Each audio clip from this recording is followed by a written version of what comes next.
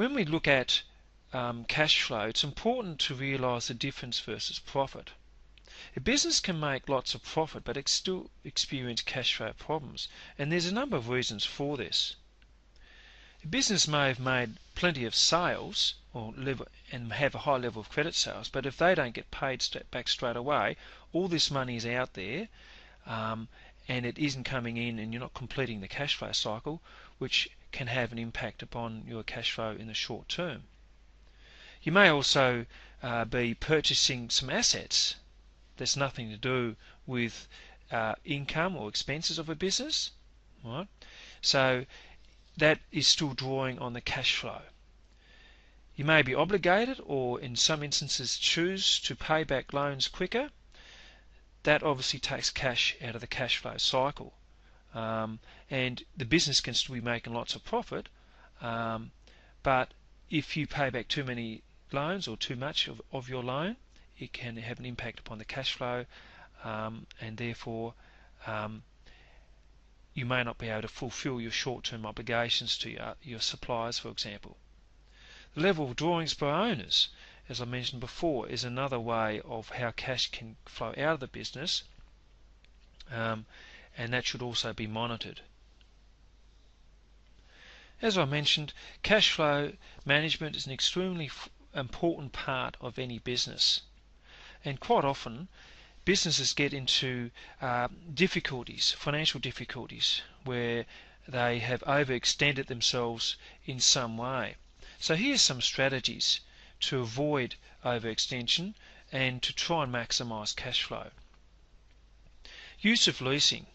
Instead of buying equipment outright, like cars, furniture or buildings, we can choose to lease them, and pay a normal rental amount every month. The downside of that approach is that over the whole period of time, you're going to pay lease costs and interest costs. You should avoid overdependence of finance and debt financing. As I said in another lesson, debt to equity should not exceed 100%. So it means that 50% of your assets should at least be financed by the owners. You should use forecasting tools and cash budgeting, so you know that you can predict any shortfalls that may occur.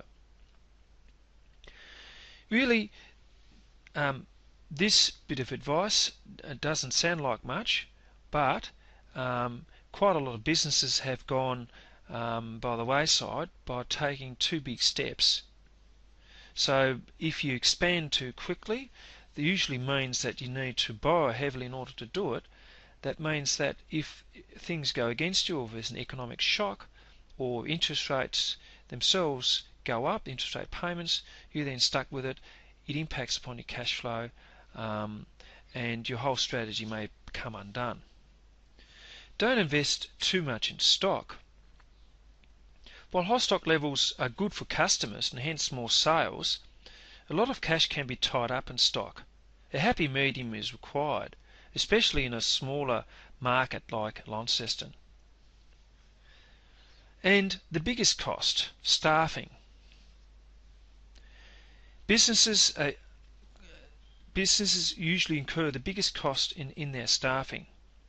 Businesses find it more difficult to keep staff in declining economic conditions, and such need to keep staffing levels trim and perhaps outsource some of the jobs or duties, and also by substituting labour with machinery.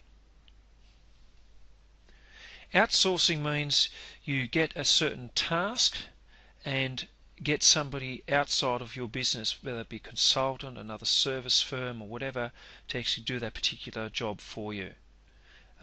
In terms of the machinery, in some instances we employ more technologically advanced machines, and quite commonly what that does, it takes a place of labour. So that's the end of our lesson. I hope that you've learned all about cash flow, its management, the elements of the cash flow cycle, the purposes and elements of the cash flow statements, the cash budgets and how they're used as a sales forecasting tool, the distinction between cash flow and profit, and examples of how to avoid overextension. Hopefully that's been useful. Thanks for listening.